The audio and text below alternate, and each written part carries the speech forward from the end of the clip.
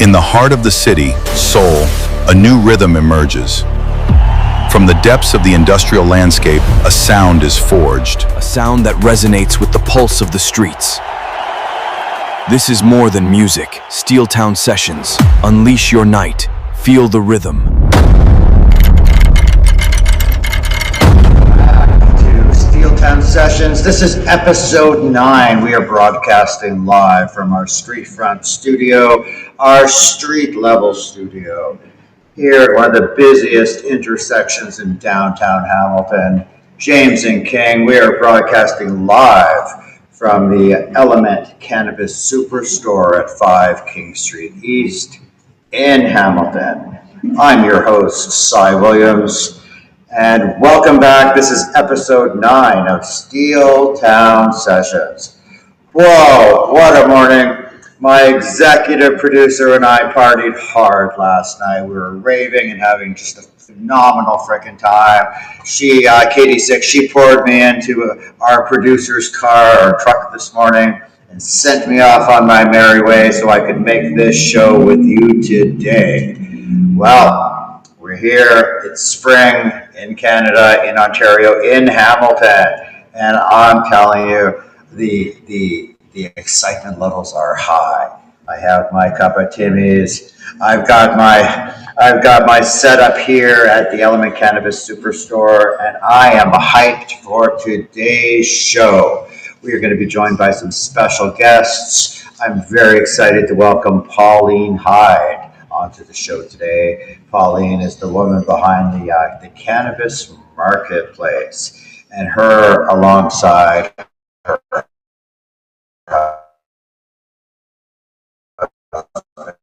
David Hyde. They're some of the cannabis. I can't wait to talk to Pauline about all things cannabis and culture today. So, we are live from the Element Cannabis Superstore at 5 King Street East in Hamilton. This episode is fueled by Hyde Boys. And I have to say, Hyde Boys gets me in the chair on the mic and ready to go for each and every show. You find your selections of Hyde Boys here at the Element Cannabis Superstore. Make sure you ask for it by name. So the Element Cannabis Superstore is Canada Hamilton's newest cannabis destination. And we are located in one of the busiest intersections of downtown Hamilton there is. We are located at 5 King Street East in downtown Hamilton, 1 minute away from the TD Coliseum, 1 minute away from McMaster, from Jackson Square. We are in the heart of a beating, thriving city, and I couldn't be happier to be here. We're not broadcasting from the basements. We're not broadcasting from the back rooms. We are not broadcasting in the shadows any longer. We are forward facing, and we are here. We are proud, and we're glad to be in such a public facing position so I can talk to you about all things culture in Canada. You're just tuning in, or if you're tuning in and you're a longtime viewer, thanks for coming back. And my name is Cy Williams. I am your host. I'm the host of Steel Town Sessions. So Element Cannabis is a truly special place. Every day of the week between 9 and 10 a.m., they offer 20% off everything in the store. If you think that's good, every day of the week they have phenomenal specials for you, and encompassing all the different things that they bring to the table here at the Element Cannabis Superstore. Today is Saturday, and that means it's Shatterday. That's phenomenal savings on all things concentrate within the store.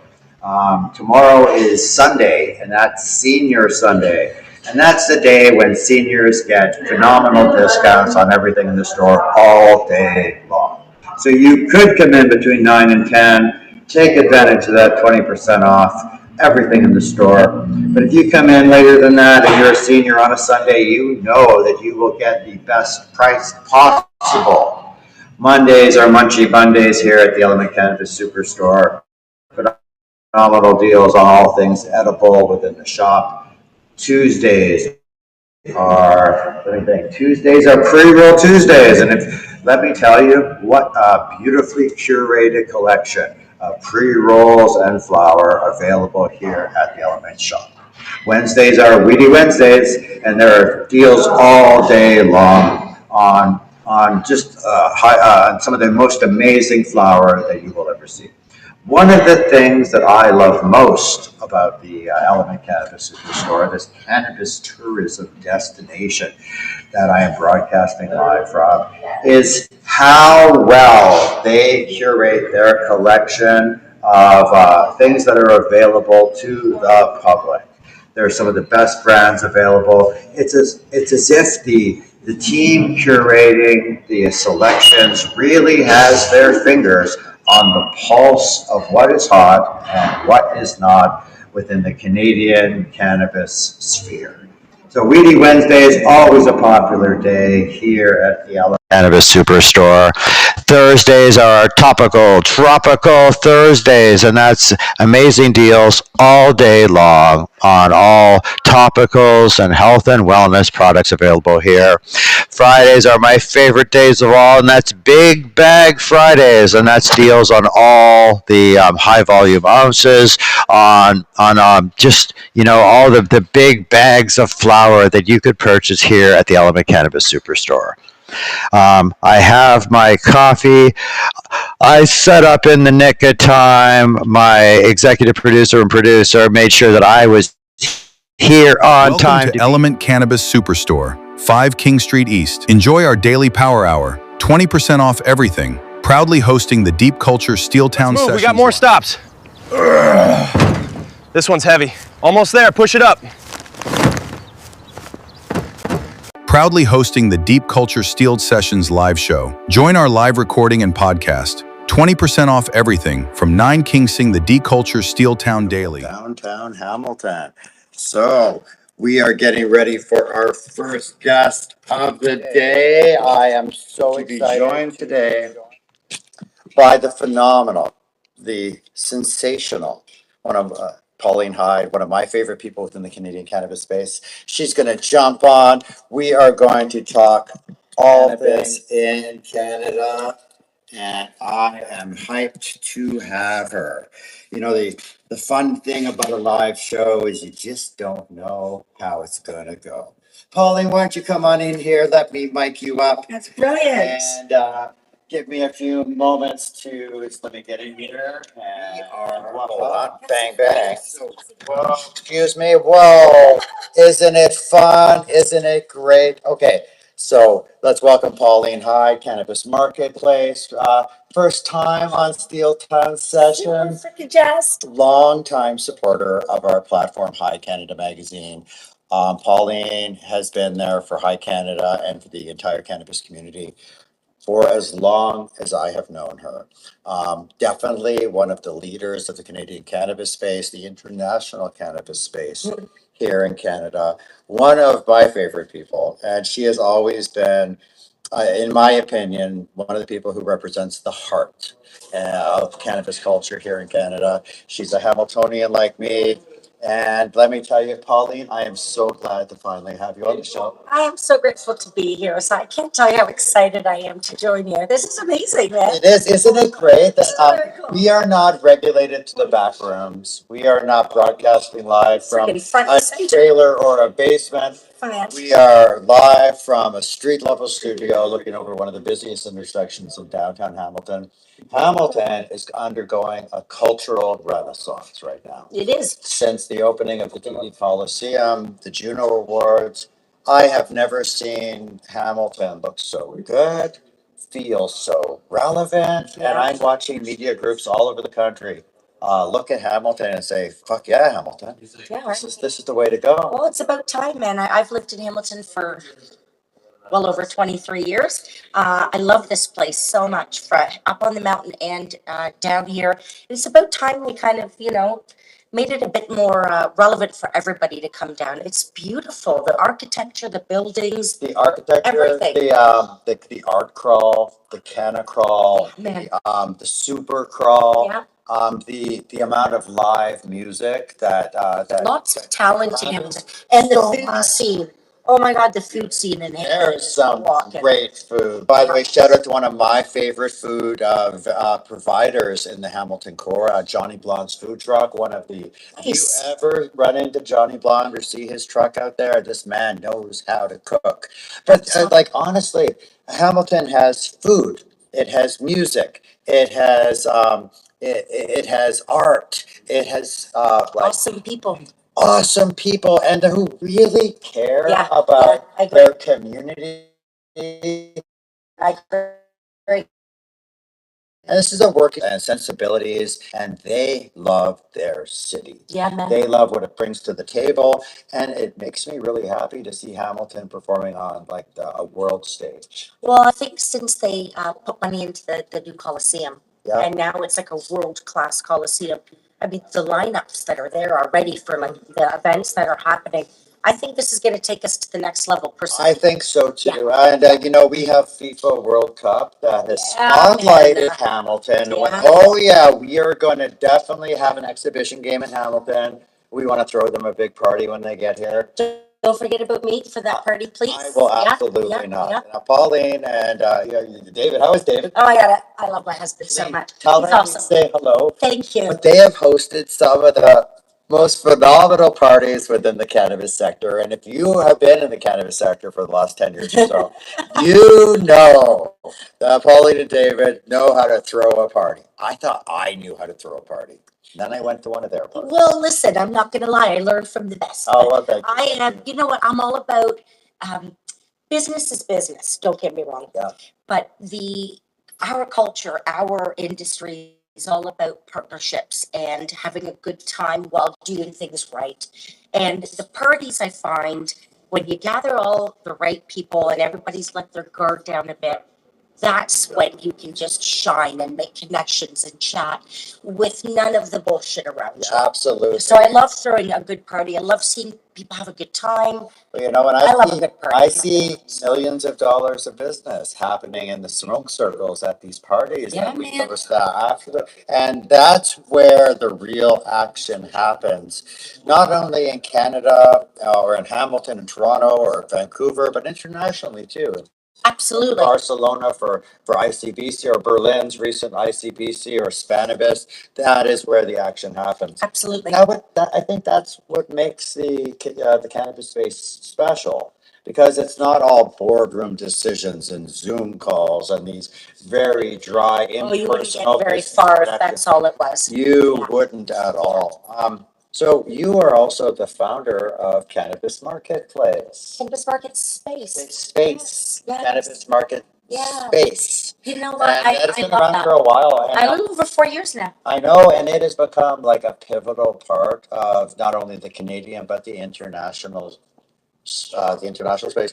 I'm just realizing I've probably been saying it for like 4 years wrong now. Cannabis I market think space. most people do. Market But space, if you take marketplace, that into market the space. internet, my place still pops up. So I've got a good team. Oh, here. you So- got it cornered. So how's that going? You know what? I got to tell you, Si, it started off like it was a passion project.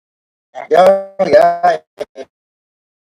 So David and I have been in the industry for a long time. And he's helped a lot of people. So we've been through the ups and the downs, right? Yeah. So, you know, a few years into it being legal and facilities opening up, there was a lot of irresponsible money being thrown around. Was there ever? And we saw it in real time. I mean, we were at the events and shit wasn't handled right in a lot of areas of this. So when we would have our friends and our clients reach out, desperate, they're trying to hit payroll, they're trying to stay afloat, they want to stay open, and they would call us and say, listen, we're sitting on a machine that we can't operate. Do you know somebody that might want to buy it? We're trying to, keep up with payroll. We're trying to kind of keep going. The lights on. So that was happening a lot. And, there's only so much that they can do in public markets, like Facebook and all of those places. I think it's the Facebook Marketplace. Yeah. They kept taking them down. Kijiji kept taking them down, and for no other reason other than the fact that it said the word cannabis in a title or what it could be used for, and I thought it was crazy. So I remember sitting down with David, and I mean, not that we weren't busy enough, but I said to him, I said, listen, I've got this crazy idea. Like, what about a marketplace, like a buy and sell, where people can go and list it? People could buy it, where there's no middleman. It's like the Kijiji for cannabis, right? Absolutely. And David was like, well, yeah, I mean, it's a great idea, babe, but like, do you want to take that on? So I started doing it more of a, oh, I wonder if I could do this. I wonder if people could use this. I wonder if I could create something like this that would actually grow. And it did. I worked a year with some great people designing a layout and a concept. Really important for me that we set it up as a free platform. Not everything is money. I mean, don't get me wrong. You need money to survive. You have to eat. You got, listen, man. Gotta keep It the is lights what on. it is, right? I got a family, and it is what it is. But when you get to a certain place, especially kind of where David and I had been at that time, we had already proven who we were, the way we want our value. So I just kind of felt like it was time to give back. So we opened up this platform totally free. See, that's one of the things I've always loved about cannabis market space is that you could have set it up as a paper play. You could have set it up as like a corporate trading post, but you went out of your way to incorporate events of all shapes. Yeah, it's a great, totally grew. Went out of your way to hold up other people in the industry, and you were one of those people who were there putting their hands out saying, yeah, I'll hold you up, but make it worth my while. You did it freely and you gave back in such a big way. I'd like to think that's one of the reasons that you are so highly respected and loved within the sector, because you spent years giving back in so many different ways, not just elevating people and events and the culture and in our space, but also through like sponsorship of events and little things like, you know what, anybody who's ever been to a cannabis conference, we owe our coffee to Pauline. We owe our caffeination and our because she thinks of the little things and thinks of ways to augment and elevate our sector without, without it being profit over people, while still carrying through on her desire to like connect, with the businesses to businesses and equipment to buyers and buyers to equipment. And this is specialty, sometimes $1 million equipment. And I know that you also like there's opportunities galore on the cannabis marketplace. What it was, Sai, we have such a the privilege of having such a great network. We know a lot of people. Yeah. And we would have people calling us all the time. I'm looking for a job. Do you know somebody? Would you mind reaching out to so and so on my behalf? Or I've got a business and I need help with it. Or on many aspects. So that was why I started incorporating all of it. So cannabis market space, first and foremost, buy and sell equipment. Brilliant. List it, create your website, no fees, no commissions. It's all you. And then I thought, well, there's no real platform at the time that had all of the conferences where you could go see it like on a calendar. No. So we brought in the events calendar. This way people can kind of start planning what's going on and kind of checking that out. And then we brought in the job section, the job portal. So, we'd love to help everybody that calls, but if we were on those calls all day long, we couldn't actually run a business. That's right. But we also don't want to just turn people away. Like, I mean, if they're calling, if they're reaching us, it's a privilege. It's like, wow, like for somebody to call and say, listen, I heard that you guys are, you guys know a lot of people and you guys could really help me out. Do you have a minute? It's hard for me to say no. And David is getting a little bit better at it, but it's who we are, Si. I mean, you totally know us. I do. You're two of the most respected people in the cannabis space. And I know most people in my circle, when they're looking for advice, guidance on anything from licensing to equipment sales, from events to what the heck do I do now after, maybe a couple of missteps within the legal Totally. marketplace, who do they call? They call you and David. It's a privilege. And one of the things besides that you consistently give back and elevate, you're both so very, very smart. And that you see vacuums within the sector before the sector even sees them, and then you rush to fill those vacuums with like your B2B manufacturing sales, Yeah, man. and then your jobs and the events, and then the And that's how David, that's when Hyde Advisory kind of, started that shift into mergers and acquisitions. Okay. I'd love to say that I'm the brains behind the operation, which I am. But David is like, I don't know, he's my superhero. I love him so much. I'm a He's big one- David Hyde fan. He's been on my cover. I agree with you. And so well spoken and articulate. And I understand he's really branched out into public speaking. And He's all over the world now. He's the best speaker ever. Like sometimes the way he puts things together, and I will say, he takes a lot of pride in it. So it's not like, you think, oh, it just kind of comes to him. It's really important for him to plan and strategize because he looks at like a whole picture. We all do. And to be honest with you, I think that's kind of why David and I do so well together. We look at things from different angles. Okay. And then so anywhere where, I see a gap in what he's doing, that's where I come in. Okay. And vice versa. So we are, they say opposites attract. Yeah. We are quite opposite, Okay, yeah. yet quite in sync, which is very fucking cool. And sorry, am I allowed to say that? We are allowed to say fuck, shit, damn, and a whole bunch of other words on this You're sorry?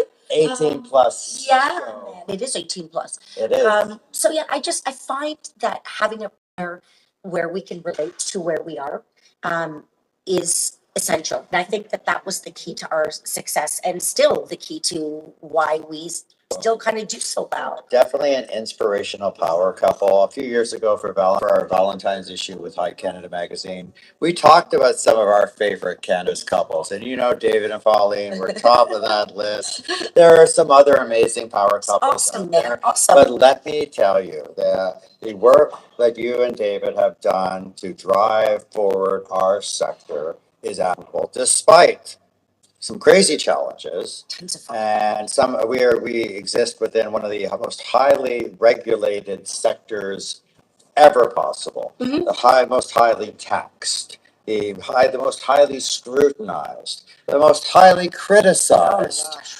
sector. And another thing I really like about the both of you is you didn't just set your sights small on Ontario or Canada. You have international vision.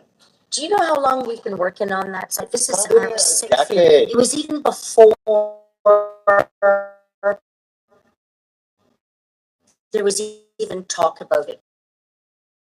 Thinking ahead, like right now, we're working on things that like nobody's even thinking about.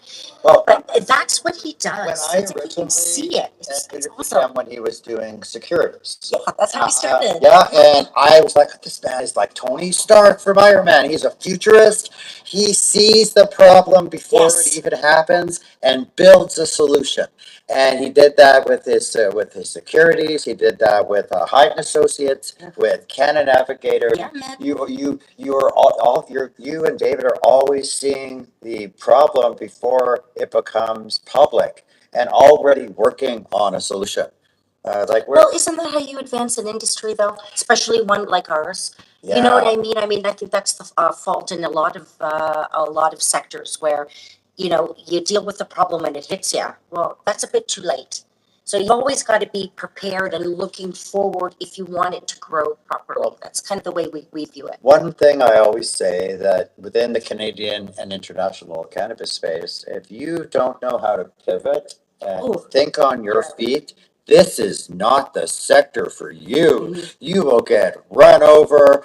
tossed out the back door and feel like you have just been, you just had, yeah, you've been run over hard. Yeah, man, totally. But if you can pivot, if you are fast on your feet, if you have a bit of a futuristic vision and you know that, you're going to have some bumps in the road, but you're going to have to figure out how to deal with them as they come. And I think that's one of the secrets of your success, that you've been able to pivot and grow, and you've chosen such great lateral partners to work with over the years too. You know, High Canada Magazine acts like a conduit for our network, is for our sector. Yeah. And a lot of people call us to put them together with things that they're missing. Who do you think I call when I can't do that? I call someone I can pivot to. I'm fast on my feet. I know that I don't know everything, and I always depend on experts within the field. And they're from retail to the LPs, micro cultivators, EU GMP cultivation and brokerage. There are so many aspects. There is. And it's hard to stay on top of them all and still achieve a level of excellence. Like Well, yeah, you know what it is though? It's that fine balance of understanding what you're really good at and doing that. But I've always had a model, even from my retail days, brother, like back in the day. One person cannot be excellent at everything. And if you think you are, and if you're running a company and that's the way you're kind of pushing it, good luck to you. But it is about knowing what you do really well and learning where you want to go and doing that really well. But most importantly, truth, surrounding yourself with the right people, the right frickin' people. That's right. Not the people that say, not the people that gloat, Not the people who blow smoke up your ass or tell you what they think you want to hear, or use like carrot or stick or lust or greed as motivators. Because those people also, they don't do very well in our sector, and they don't stick around. Well, like for us, we don't want to be associated with that. Like we take a lot of pride in our name. We've done a lot of hard work, lots of blood, sweat, and tears, brother, and late Ups and nights. downs. We do back in the day when it first started, even before legalization. So when David kind of started, honestly, I probably saw the back of my husband's head on a computer for like 2 years. And, to the point where it was like, I would come in and like spin him off his chair. And I'm like, okay, so you've been in here for like 13 hours. So come on, let's go for a walk around the block and let's, just have a quick chat. And then you can come right back to it. That was the way it was, right? Like, I mean, it's so we've worked hard on our reputation. Oh, I know. Some people don't love what we have to say, and that's okay. But we're going to call a spade a spade. Yeah. And we're going to, you've got an idea that you want it to come to, full fruition. Good on you. We're going to break it down for you and let you know what is realistic, what isn't, what avenue you should take. Some people just want to go to somebody that says, yes, yes, yes, give me your money. And yes, we don't do that. We don't want your money. One of my unless we know favorite we can give games you to what you play want. with my team, we get a lot of people pitching us ideas. And I'm sure you we play this game, we try to pick apart why their idea is not going to work and explain, because we've seen so many different concepts, and I've seen so many great ideas fail for a variety of reasons. And without actually having someone in your corner to point out to you where you may misstep, Yes. and it's a lot to be able to accept that and go, oh, maybe I have to But if you change a want little. to succeed, or you pivot. got to take that advice. You got to use it. Why would we want to set anybody up for failure? And we have seen quite a bit of failure in our sector. Like I have never seen so many failed attempts because it's such a difficult industry to get into. There's a giant cost barrier. It's not a cheap industry to get into. You're going to be a cultivator, if you're going to own a retail store, if you're going to be a manufacturer or a processor, or if you want to set your sights on global expansion and build a EU GMP facility and get things going in Germany or New Zealand or It's a lot of work. Australia. It's a It lot of is, and there are a lot of steps in all of these things, and there's a lot of money involved. And it's one thing to go, I'm excited about the cannabis industry legalizing. I believe I can make money, and it takes more than passion and a decent idea to have a successful company in this space. You know what I always found fascinating, which was kind of like it was inevitably going to kind of come to, to head and explode, the contrast when this industry started, right? So you've got corporate money, Yeah, I like to call them shiny shoes. seriously, and then you've got the growers that are old school. They know what they're doing. Most of their careers in not the just growers, but shadows. and that's it, right? And they didn't come from a corporate world, so things just make sense to them in a different way. So now you've got us legalized, and then you've got corporate and cannabis people, and you want them to just kind of mesh it, it's gonna make sense. Well, no, and I'm really sorry. Fucking check your ego at the door on both sides. Both I sides. not like it, and I'm not, it's not one or the other. That was the biggest problem. Business is business. I don't care really what you're in, what you're doing, what you're selling, what you're growing, what you're freaking anything. Um, Business is business. There's a foundation that needs to be there first before anything. So if you don't know how to run a business or how to strategize your money or to plan ahead for what your vision is, you're going to fail. And if you can't align yourself with uh, a, a business partner that will get your vision out, but in a responsible way, you're not going to do well.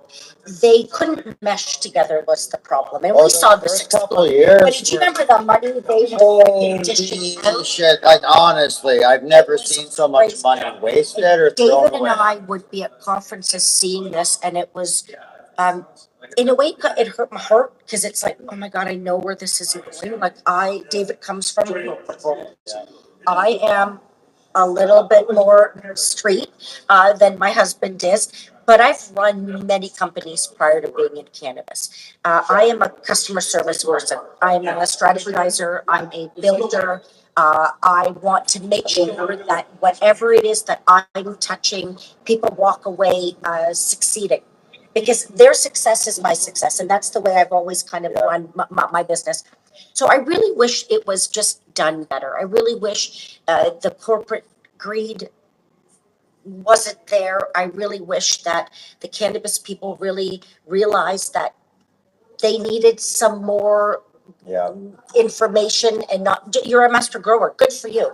And I love that. And that's Yeah. wonderful. It is. But it also doesn't make you the best player in the game because you have been growing cannabis on your own in the Okanagan Valley for the last 20 years. Don't get me wrong, that wealth of knowledge is freaking brilliant. It But is. it's And a it's slice. inspirational. It's a slice of what the whole pie is supposed to be. Yeah, as you know, one of my pet peeves within the Canadian international cannabis space, besides the greed is one, but it's bad behavior on behalf of people who have come into the sector and taking advantage of the naivety or the enthusiasm of people who are really excited about, who have been excited about this new sector that we have been growing out for the last decade plus. And it's one thing to see the shiny shoe corporate come in and try to figure out how it was done. And then it was another thing to see legacy so resentful and unwilling to give legal the benefit of the doubt. And we've been watching this slow coalescence over the last couple of years where legal and legacy and even sovereign are starting to come together into this unified cannabis space in Canada. Because I believe there is room for everybody. Without a doubt. Except for the people who think that the bad behavior and corporate cronyism and bro culture and predatory behavior towards women is acceptable. Our industry is better than that. And I remind a lot of people that just because they smoke weed doesn't make them a good person.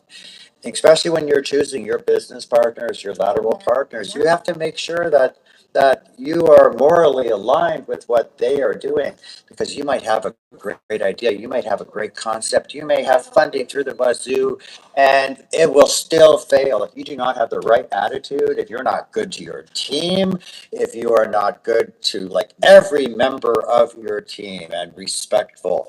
And I'm starting to see the move away from cronyism and this bro culture and this incredible glass ceiling that's out there. There's the diversity issue. And I know so many women like yourself, strong, super intelligent leaders within our community who have been nonstop breaking stigma, smashing the fuck out of that glass ceiling, Dude. and saying, no, we have a place in this sector. And not only do we have a place, we want to be the leaders in this sector and lead by example. Without a doubt, like, I remember doing like an article recently, and it was, you know, why do you feel that there are, like, something regarding how do you help more women kind of get into this space? Okay. And Well, you're a good person to ask that question well, too. do you know what it is? And I paused and I was thinking about it. And like, if you really think about it, there are like more amazing women in this space than there are men. There are. And if you know who's behind some of the companies that are doing extremely well, Yeah. they're run by women. They are. And I'm sorry to say it, but like, call a spade a spade. We've seen the companies fall to the wayside that weren't following those principles or practices. I've seen so many fall to the side. List them off forever. I'm a firm believer of the right person for the right job. Okay, so it's not like you don't just bring somebody on board because of you're trying to fill that Diversity hire. Thank you, and don't get me wrong. There is a place for all of that and finding that person, but you can't just do it because you have to. You have to find the right person for that role who is diverse. Right. Do you know what I mean? It's not like it's just like you pluck it and you put them in as a token, because you're setting them up for failure. 100%. And it's almost That will is that bite being you in done the ass later. properly? Yeah, exactly. But if you think about it, some of the white companies that have grown, like Jen Lockhart. Oh yeah. Oh, great example. And Brody, I mean Margaret. Like, I mean, come on. Yeah, hi, Brody. Bridget. I'm sorry. There are so many amazing women in this space that aren't out there sticking their. Shannon Ross. But you could go on and on. Jennifer Caldwell. Okay. Was the first one to get to, was the first license back in the day before it went. So like the small license. Nobody ever talks about that. Very first to ever have it, and yet all anybody ever talks about are the blokes. Okay. And you don't see her out there, Another one, her chest out. Kirsten Maya from Emblem, one of the marketing guru geniuses that made Emblem what they were. No, people, they talk about Emblem, but the credit where credit is due. Kirsten, it was the genius behind all of that. And there's a lot of examples of that around the country. Like, I love Sandra and Remo.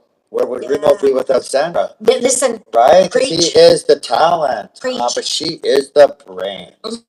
And we're talking global distribution. They are a household powerhouse couple. Another powerhouse couple for sure. It takes that though. Dr. Daryl Hudson and Irene, another power couple. There's some super power couples out there. Yeah, man. Yeah, I find it interesting, because I think behind most of the really successful men, there's got to be a brilliant woman.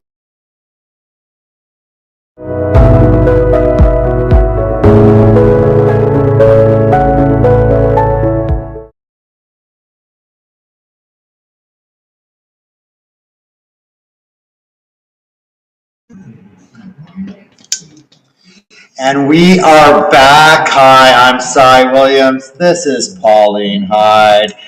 You're joining us, 9th episode of Steeltown Sessions. We broadcast live every Saturday from our street level studio here at the Element Cannabis Superstore at 5 King Street East in Hamilton. It's a busy intersection. It's a cool spring day here in Steeltown, and Pauline has joined me as one of our amazing guests to talk the past, present, and future of cannabis here in Canada. If you're just tuning in, we just got off a commercial break. We've been talking about how difficult our sector can be, how sometimes you really need to find the right people for the right job. Totally. And we talked about some of the challenges that we both encountered, and just the overall growth of our sector. Pauline, of course, the one half of the power couple that is Pauline and David Hyde. From Hyde Advisory. That's right, and also the founder of Cannabis Market Space. And that is one of the keystones of our cannabis community, linking businesses to businesses, assisting people within the sector to sell and buy very niche specific equipment and machinery, helping people connect with employment within the Canadian and international cannabis space, holding up of uplifting events, and just really working hard to elevate the space. So, Pauline, we've talked about what you've been up to, but what have you got going on? Ooh. What do you got? What's the next couple of months look for you? You can say you personally, you professionally, or is there anything you're working on right now that you're excited about? Or you maybe man, it's busy. Life is busy. It's David and I are really focusing a lot on some global expansion. So lots of travel coming up.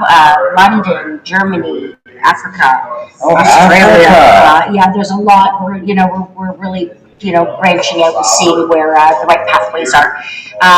But also just really looking forward to some of the summer events. Summer kind of holds some of the best connecting opportunities in our sector, I find. So I'm really looking forward to some of that. I know Grow Up Conference is coming back. They asked me to be a day host. So that to do so well. I don't know if I can step into those shoes, Si, but you will be magnificent.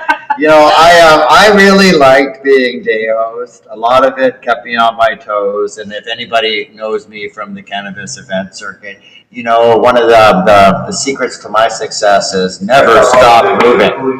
And they give you a list of people that you need to make sure are on stage and introduced properly. It took me a few attempts to get the land acknowledgements right, and that was something I had to learn. And when I first started doing that, I was terrified of public speaking. Were you really? I never know that. My father used to say, Cyril, do something that scares you every single day. Good advice. And I try to, be it driving on the 401 at 4 o'clock in the afternoon on a Friday, or jumping up in front of a bunch of complete strangers, and learning how to do land acknowledgements, and it really helped.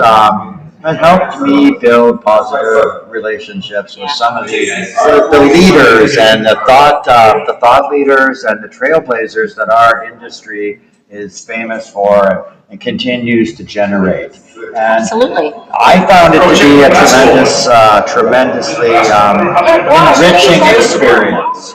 I did that for 6 years, I think. Many years, man. I remember. That was you. You were always the face on stage. I was always the face, but it was always my honor to elevate these people and to give them the respect that they deserve. We don't have a lot of in terms of cannabis media. Yeah. We had Kind Magazine, David Brown at StratCat. He does an amazing job. He's news-based. And High Canada Magazine was always about elevating the people behind the plant. I love cannabis, and I love everything that the cannabis plant has to offer. But what I love more are the people who are so passionate about the plant, who are out there fighting that fight, breaking stigma, challenging convention, and daring anybody who will listen to what we have to say about the benefits of the cannabis sector. From job creation to health and wellness, recreational, medical. There are so many aspects and sides to this sector. And I don't know about you, but I think it's one of the most complicated, multifaceted sectors that I could have possibly chosen to work within. I totally agree, because you know what it is? It's layers, and first and foremost, and most importantly, I think when we were going for full federal legalization, it's a medical platform, right? I don't know. I've had personal experiences with cannabis being a pain relief for end of life treatment. Yes. And listen, I smoke pot every day. I've been smoking pot since I was a teenager. Same here. You get a bag of whatever your dealer's putting in your mailbox, and you get what you get. You don't get upset, kind of a thing. And it was lovely. But when you take it to another level and you actually see the real medical benefits of it, but it's transformative. It changed my life, and I've had personal experiences with it. So I know that for my dad, rest his soul, we treated my dad with cannabis oil until the end, and seeing that firsthand, buddy, you can't change my mind. So I'm on a mission to make sure that everybody also understands that there are other avenues other than fucking opioids that put them in a coma state. I just, that layer alone has so many levels. And now tack on the recreation, tack on the investment, tack on the job sector, everything that's around.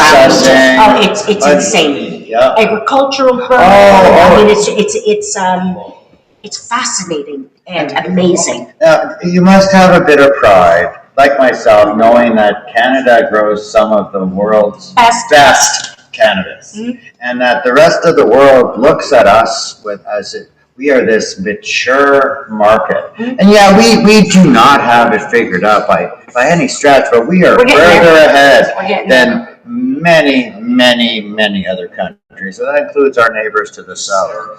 And even FIFA World Cup coming here to Canada, even the federal government is so excited because they know that a lot of people coming for FIFA are also coming to explore our mature Canadian cannabis market.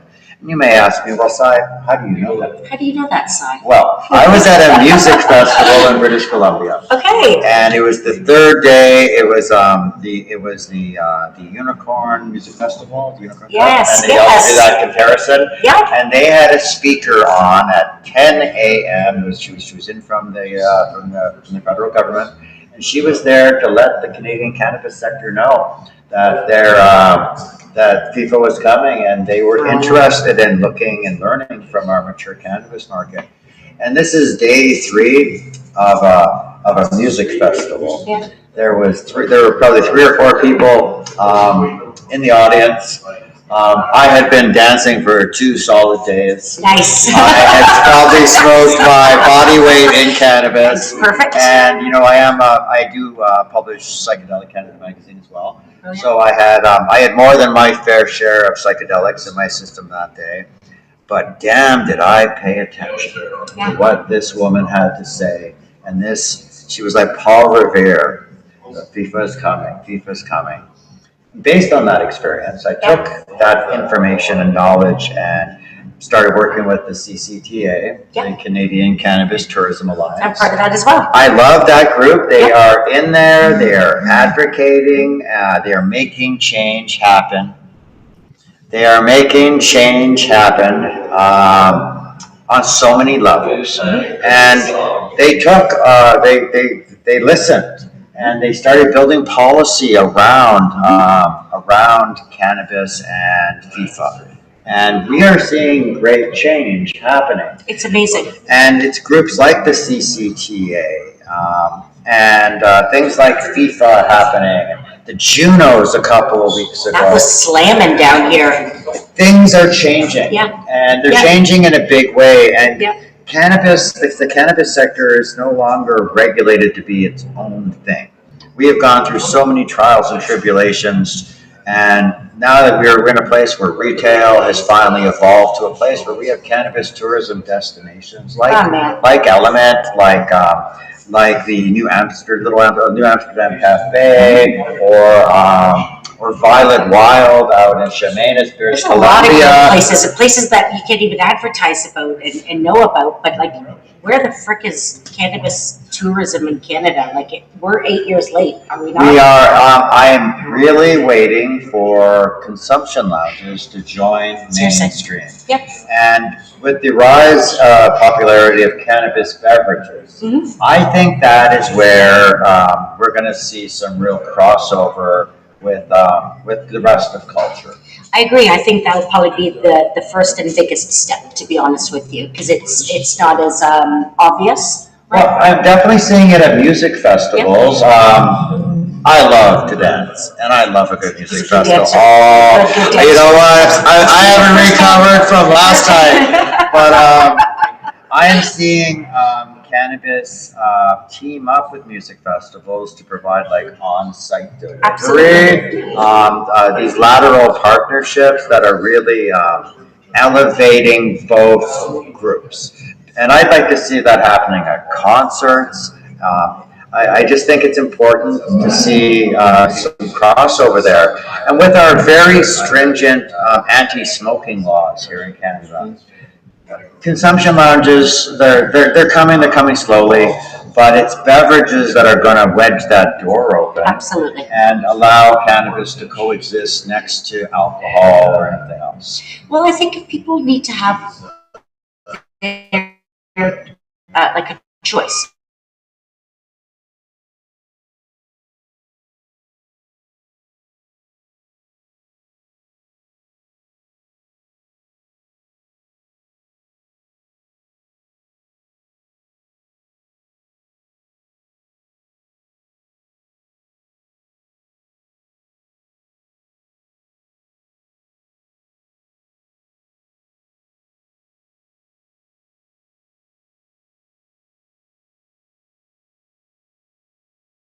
A 3 beer drinker. I have 3 beers, I'm fine. Yeah. And cannabis beverages are like really opening up to people who maybe they're not interested in consuming or rolling. But wow, what a world we live in now, where you can pick up a pre-roll at your local cannabis shop who you built a relationship with, who knows what you like. Pretty freaking awesome. Pop in and out. Yeah. You can smoke that on the way to an event. Yeah. You know, I find we do a lot of traveling international, and it's weird to me now when, like, you know, for like France or I mean Germany's getting a bit better, but anywhere, and you walk around and you're like, oh shit, I can't go pick up a joint and smoke a joint right now. Or if you by chance were able to get your hands on some, you're like in a corner behind a building and like, you know, being a little paranoid. Yeah. Seriously, and it's amazing that's the way it used to be, and for us here, that is so.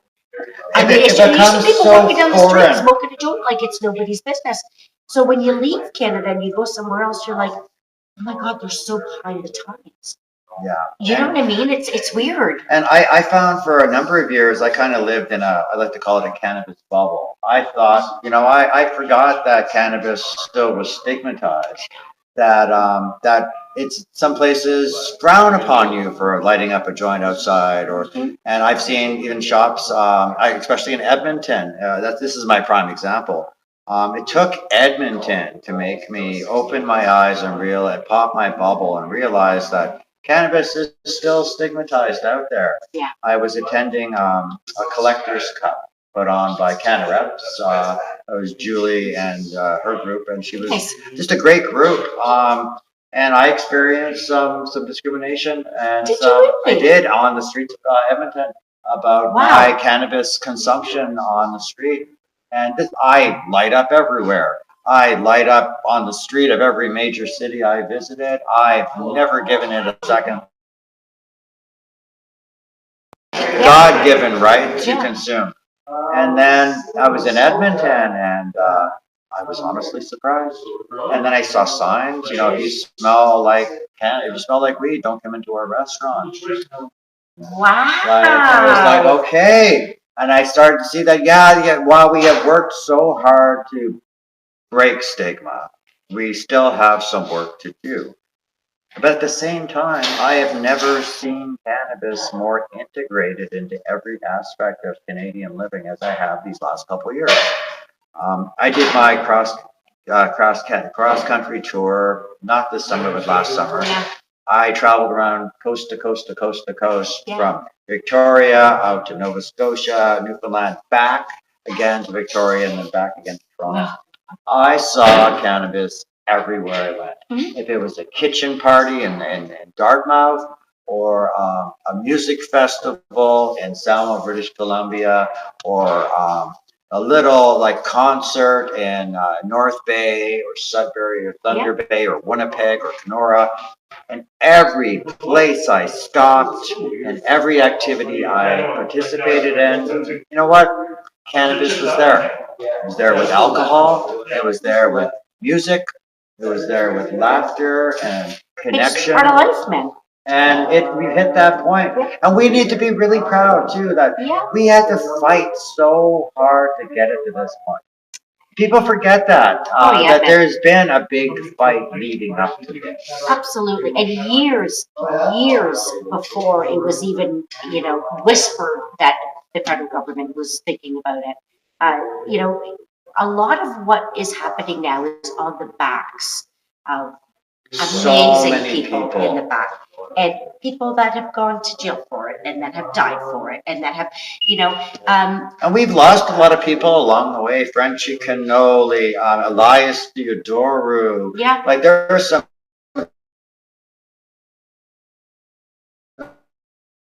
people out there who really had to open people's eyes, and more often than not, High Canada had to be put in memoriam issues on these amazing people, celebrate them. And we tried to celebrate them when they were still here, but we celebrate them even more, knowing about the sacrifices. Man. Absolutely, nothing came easy. I've got to tell you, it really was on the backs of a lot of advocates and people that weren't afraid to voice it out loud. And built on the backs of 1,000 or 10,000 failures, because there's so many lessons to be learned. Oh yeah. And I've seen so many of my peers struggle, try, fail, pick themselves back up and do it again. Yeah, man. I've seen so many great people transition from legacy into legal, and that is an incredibly hard thing to do. It is, but it's if you want to succeed and you want to keep getting the voice out there, you have to transition. It's not one side or the other. It's that beautiful balance in the middle where you're bringing both things together, or all 12 things together to create something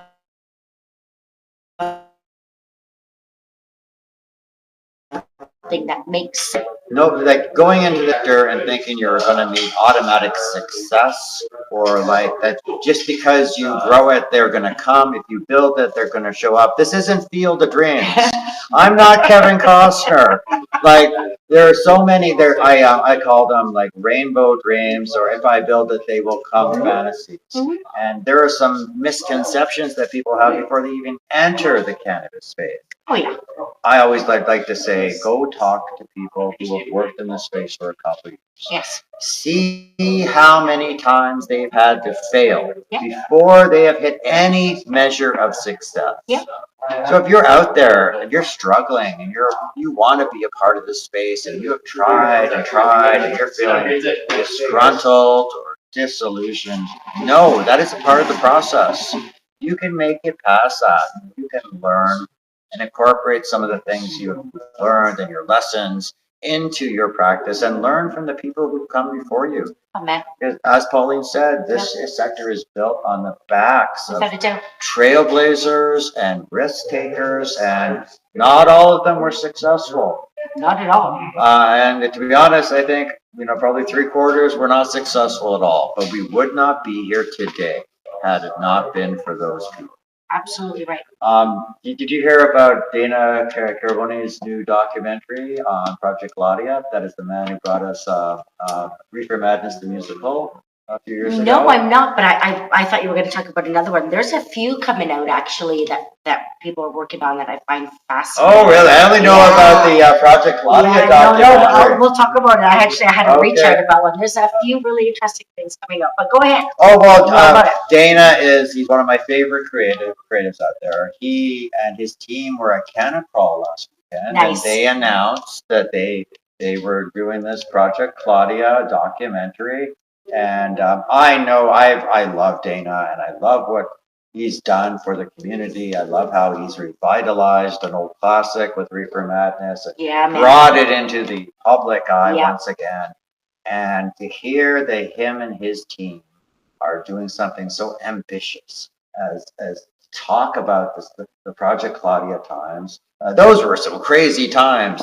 Raids, arrests, seizures. Seriously. It was pandemonium in our sector. And it's hard to try to work in a new sector when you're also facing some serious ramifications for your actions for even being in that sector. Oh, and that follows them. And it follows people for a long time, I've got to tell you.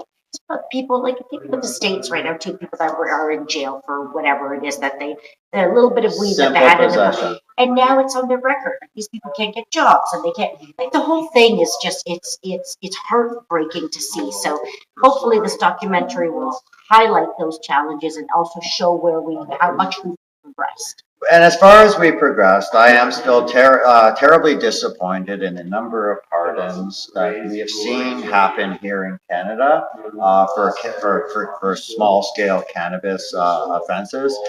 The United States of America has their cannabis amnesty program, and they work tirelessly, and they have vindicated so very many people, and that work is going to have to go on for at least another decade or more. And Canada could really take a few lessons from our good friends in the US, and maybe I would like to see more advocacy and more action there, because that is, as far as we have come with this beautiful mature market, it is nowhere near perfect.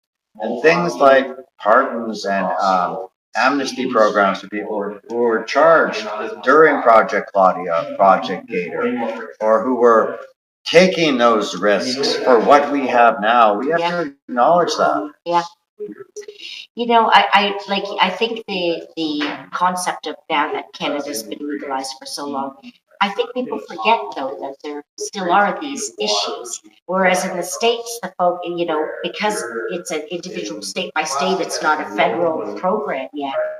The attention is more there because they're fighting in states that it's not legal. Whereas people are like, oh, well, Canada's legalized. I'm sure that everybody was let go, or there are no issues. But we're still battling some real historical crap. We are. Although I'm a little jealous for those of you who don't know what jelly is. I'm still a little jealous. We had our green rush. It was fucking phenomenal. It was the thing that launched our current legal market into what it was. It was job creation, product creation, experimentation. It was risk taking. And I look at the US in the middle of their beginning their green rush. I look at Germany and Australia and other countries in Europe relishing in this green rush. I see crowds of like 50,000 showing up in Berlin for 420, celebrating and reveling in it. And now we're like the big sibling, watching our younger siblings enjoy all this excitement where we've been hardened a little. Yeah. And now we're past that green rush, and they trimmed off all the fat. People have fallen by the wayside. Enthusiasm perhaps is dimmed a little bit, and we certainly don't have the crowds that we used to. But in a way, do you think that could also be a good thing? I do. It's because the evolution. It's kind of normal for us. It is. Yeah. And I kind of like being big brother and saying, oh, well, you're in a green rush. How would you learn from some of the things we did wrong? Well, I mean, if I may, it's absolutely. kind of funny because, there's two fronts of it. It's it's interesting seeing states or governments or individual companies and businesses wanting to, like, no matter how much you warn them, don't go down that path, or this didn't work for us. But it's that pompous, well, it's because you did it wrong, and then trying to do the exact same thing, expecting a different outcome, which to me is, I mean, it's a little bit humorous, but it's very true. But then on the flip side, you also see, like, for us, we went from like 0 to 1 million in like a heartbeat. Oh, we did so fast. On a lot of things. Yeah. Whereas I will say some of the smart companies and the states that are looking at it, cohesively, they're taking a bit more of a cautionary approach, which is why I think things are in certain places quite slow. Okay. So, it depends on kind of which way you're looking at it, but I think slow and steady is going to be the proper way, because yes, we didn't do everything right. So don't try to emulate what we did and think you can do it better because you are who you are. Well, no. Learn from what that mistake was, but understand the core of that mistake. Why did that happen? And again, we were fighting with two different sides that were kind of coming together. So it's interesting as I watch some of the countries evolve. Okay. And then Thailand, and then they pulled Thailand, a great example. Suddenly But they're in the then middle of a green rush, and then they boom, yeah, done. absolutely. Done. And it's what surprises me the most? England. Okay. For being such a progressive leader in all things, it's still a fight to even somewhat get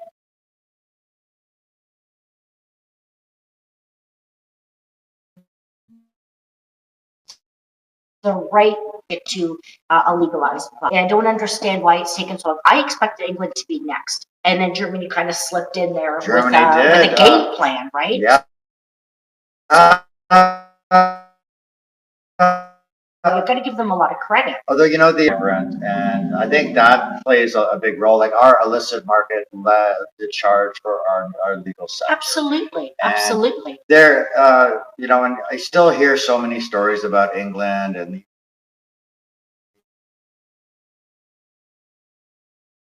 a little bit differently, a little like there's harsher penalties. Yeah. And it almost makes risk taking a little more dangerous, and it comes with like some harsher penalties and implications.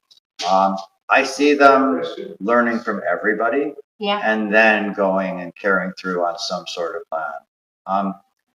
Something you said made me think of parenthood.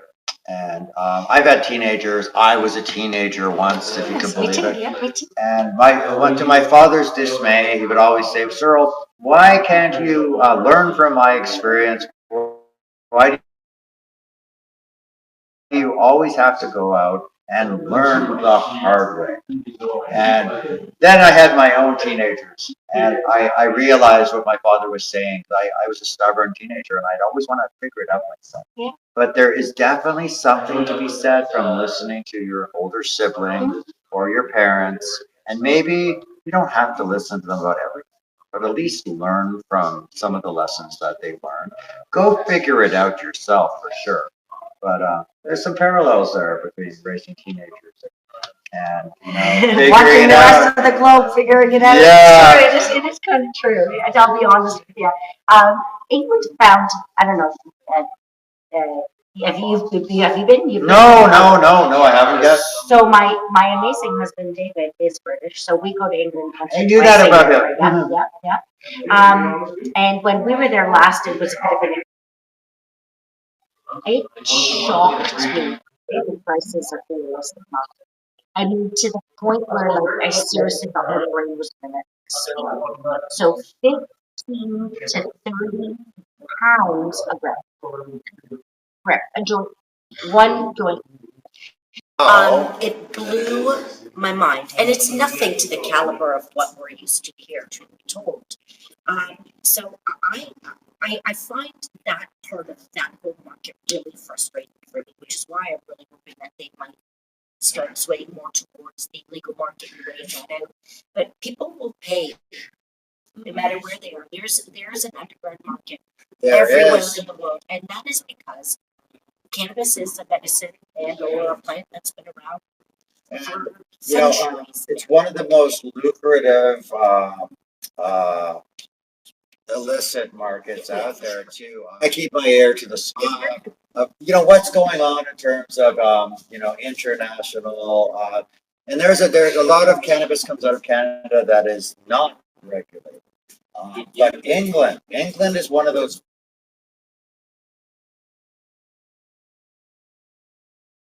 very,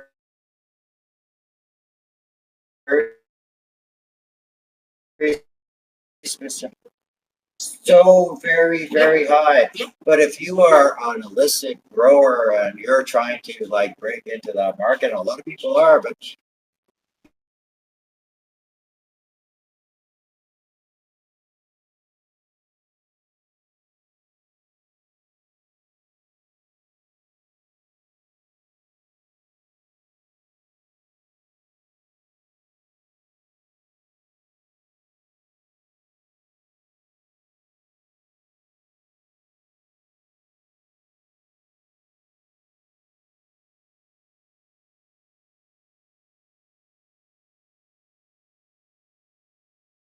happy about it too. No idea how it was grown, where it found. You like nothing. You don't know anything, but you didn't really think about it because it wasn't a thing.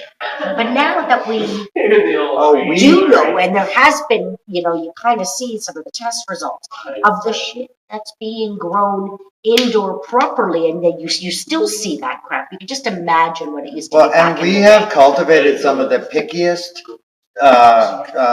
consumers and enthusiasts that we could possibly do. If you produce bad cannabis, you are not going to get away with it. You will go up on Reddit, on social media. Your brand will be devastated. And we've seen it happen time and time again. We've gone from accepting any bag of flour that we get from our local dealer to being the pickiest consumers on the planet when it comes to cannabis. But look at the result. Yeah. There's fire out there. We have forced cultivators to bring their A game. We have forced corporations to abandon these plans of large scale production, thinking anybody could grow cannabis, because that's not the case. Man, I've seen so much loss in massive, large scale. Like, I mean, it's devastating. Like, one batch at that size, that could almost take a company. Good. So it's a tricky thing there. And you know what? And the other thing is, even if you are the best grower in Canada, in North America, if you could produce the best craft, small LTO, limited time offer, the small batch craft cannabis, and you still might not get on the OCS or into BC or Alberta, you might only sell one SKU. Yeah. And a lot of it is it's this game of finesse. It's not enough to be a good grower. It's not enough to just grow fire. You also have to understand the intricacies of the legal retail market. It's business. It is business. It is. Yeah. As much as I'd love to say, I'm a connoisseur of amazing pot. Sometimes you got to think to yourself, what really is amazing pop? Like, what is it that you're looking for? And it doesn't work for everybody. It doesn't. Right? I know so many people who are cannabis sensitive, THC sensitive. They a 12%, a 9% is perfect for them. Give them a 28 or above, and they're on the couch. They're done. How amazing is it though that we're at a level here where we've got all those options? I mean, it's kind of like going through like a catalog, what you want and what you need, and pointing at it. That's fucking cool, man. It is fucking cool. And one of the things I like, I don't think I'll ever try all the cannabis strains out there. I try everything. And I have my favorites. I like complex terpene profiles. I like good taste and a smooth draw. Yeah, man, and I like to taste things that I haven't encountered before. And I have developed a bit of a palate, but I will never get through all the cannabis that I want to smoke and try. We will try really, we will. really hard to do it. We really will. And not just cannabis.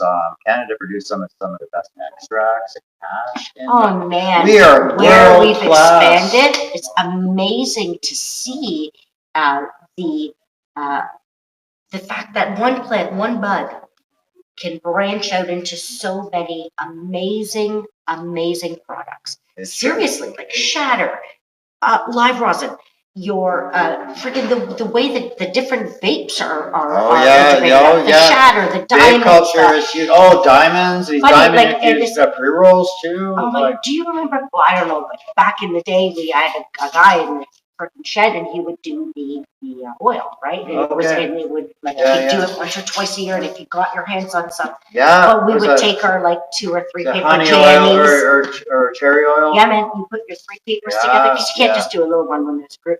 And then you would lay the oil down and then sprinkle your pot and you'd roll. Do you remember those highs, man?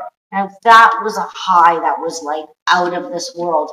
And to think now you can go and kind of pick a strain of what you want and what kind of oil you want and how you want to consume it.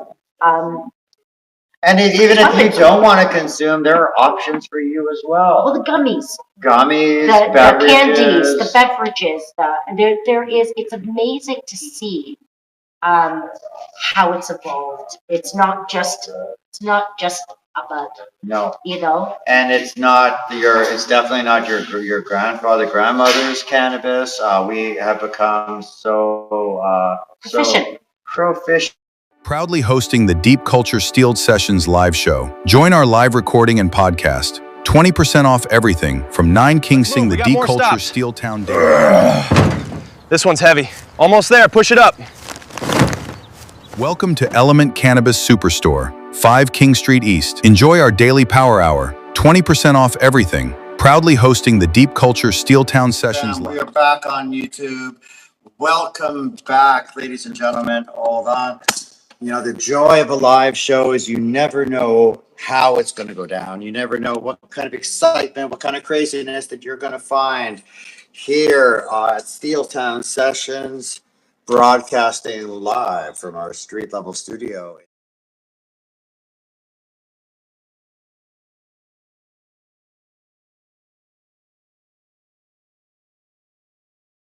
Proudly hosting the Deep Culture Steeled Sessions live show. Join our live recording and podcast. 20% off everything from 9 King Sing the Deep Culture Steel Town Daily.